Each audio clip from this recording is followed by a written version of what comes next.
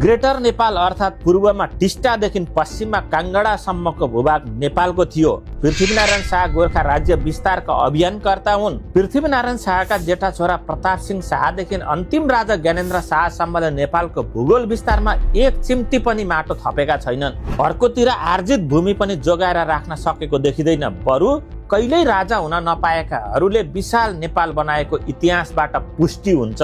प्रताप सिंह शाहको निधनपछि नाबालक छोराका कारण राजेन्द्र लक्ष्मी सती जानबाट जोगिन्। रणबहादुरको संरक्षक बनेर राजकाज चलाएकै बेला उनले केही भूमि नेपालभित्र गाभ्न सफल भइन्। राजेन्द्र लक्ष्मीको क्षयरोगका कारण मृत्यु भएपछि रणबहादुरको नायबी बनेर काका बहादुर शाह आए। जब बहादुर शाहले नायबी पद पाए त्यसपछि नेपालको सिमाना विस्तारलाई वात्तै बढाए। उनकै पालामा पूर्वमा टिस्टादेखि पश्चिममा काङ्गडासम्म पुग्यो।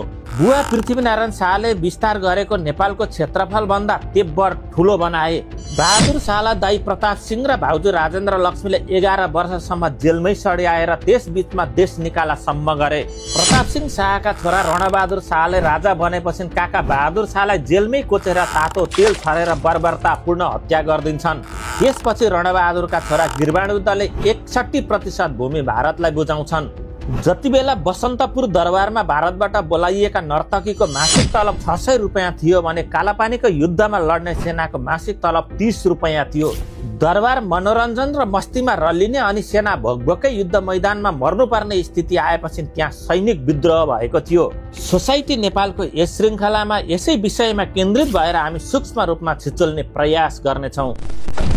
बहादुर शाहमाथि बर्बरता।